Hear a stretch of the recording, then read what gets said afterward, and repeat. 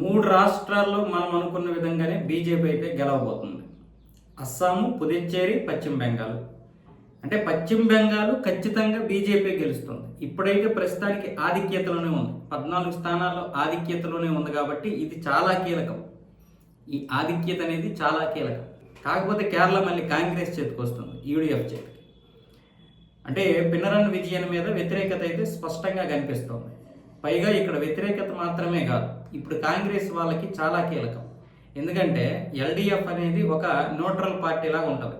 అటు బీజేపీకి సపోర్ట్ చేయదు, ఇటు కాంగ్రెస్ వాదులకి పెద్దగా సపోర్ట్ చేయదు.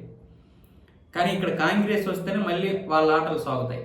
అందుకు కాబట్టి కేరళ ప్రజలు ఈసారి కాంగ్రెస్కి ఓట్లేశారు. పశ్చిమ బెంగాల్ మాత్రం బీజేపీ చేతికి వస్తుంది. తమిళనాడు మాత్రం మళ్ళీ డిఎంకే చేతికి అయితే వెళ్ళిపోయే అవకాశాలు స్పష్టంగా కనిపిస్తున్నాయి. కాకపోతే ఇప్పుడు 5 రాష్ట్రాలు, 3 రాష్ట్రాలు బీజేపీ చేతికి వస్తున్నాయి. అంటే పశ్చిమ బెంగాల్ ఎక్స్ట్రా అవుతుంది. అంతకుముందు ఏంటంటే అస్సాము బీజేపీదే, పుదుచ్చేరి బీజేపీదే. ఇప్పుడు మళ్ళీ పశ్చిమ బెంగాల్ని గెలవబోతుంది. ఇక్కడ మనకి అది ఒక సంతోషం. ఇక్కడ కాంగ్రెస్ కేరళని చేజిక్కించుకోవడం అనేది మనం కొంచెం బాధపడాల్సినటువంటి విషయమే. ఎందుకంటే ఇప్పుడు కాంగ్రెస్ చేతికి మరొక రాష్ట్రం వచ్చినట్లు అవుతుంది. సౌత్లో 3 రాష్ట్రాలు ఉన్నాయి ఇప్పుడు కాంగ్రెస్కి.